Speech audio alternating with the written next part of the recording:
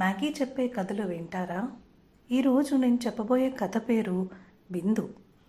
ఎందుకో తెలీదు, ఈరోజు నేను లెగిసిన టైం నుండి నాకు బిందు బాగా గుర్తొస్తోంది. తను నా కాలేజ్ ఫ్రెండ్.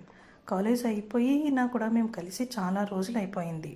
ఫోన్లో వాట్సాప్లో కాంటాక్ట్లో ఉండడమే తప్ప మేము అంతగా కలిసింది కూడా లేదు. మహా అయితే ఒక 2 సార్లు కలిసామేమో. బిందు వాళ్ళ ఊరు కొంచెం దూరం. తను ఎన్నిసార్లు చెప్పినా వాళ్ళ ఊరు పేరు నేను మర్చిపోతూ ఉండేదాన్ని. ఫ్రెండ్స్ని కనుక్కొని మొత్తానికి వాళ్ళ ఊరైతే వెళ్దామనుకుని వెళ్ళి బిందుకి సర్ప్రైజ్ ఇద్దామని డిసైడ్ అయ్యాను. కాకపోతే వాళ్ళ తాతయ్య గారికి ఫోన్ చేసి నేను వస్తున్నా అని చెప్పి ఆయనకి మాత్రం బిందుకు చెప్పకుండా సర్ప్రైజ్ ఇద్దామని చెప్పాను. నేను వాళ్ళ ఊరు వెళ్ళేసరికి వాళ్ళ తాతయ్య గారు బస్ స్టాండ్లో రెడీగా ఉన్నారు నన్ను పిక్ చేసుకోవడానికి. దారిలో కొంతమంది అరుగు మీద కొంతమంది కనిపిస్తే అయినా వాళ్ళ ఫ్రెండ్స్ అని వాళ్ళందరూ కలిసి పొలం పనుల్లో పనిచేసేవారని నాకు వాళ్ళందరినీ పరిచయం చేశారు. వాళ్ళంతా నవ్వుతూ పలకరించినా ఎవ్వరూ ఒక్క మాట కూడా మాట్లాడలేదు. జస్ట్ నవ్వేసి ఊరుకున్నారు. నేనేమన్నా వింతగా ఉన్నానా, లేకపోతే వాళ్ళే నన్ను వింతగా చూస్తున్నారా లేదో నాకు అర్థం కాక ఒకసారి నాకు నేనే చెక్ చేసుకున్నా.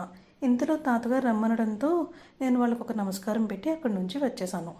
ఇంటికి వచ్చేసరికి బిందు నన్ను చూసి సర్ప్రైజ్ ఫీల్ అయింది. చాలా రోజుల తర్వాత కలిసామేమో, బోలెడన్ని కబుర్లు వచ్చాయి మాకు. బిందు వాళ్ళ ఊరంతా తిప్పి చూపించింది. వాళ్ళకున్న పొలాలు, తను చదువుకున్న స్కూల్ అన్నీ చూపించింది. చాలా రోజుల తర్వాత గడిపేవేమో నేను తనతో చాలా హ్యాపీగా ఉన్నాను.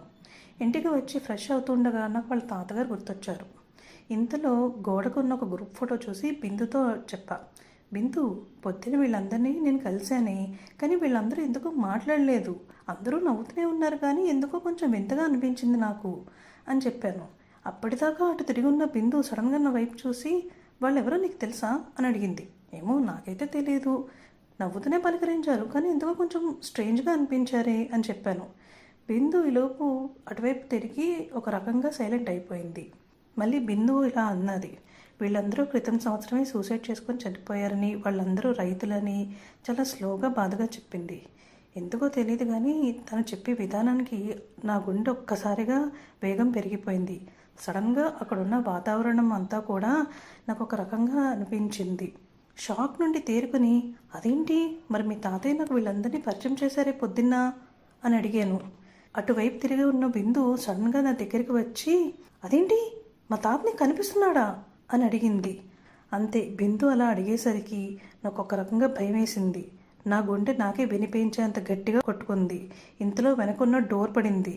అంతే, ఇంతలో నాకు భయం వేసి మెలకు వచ్చేసింది.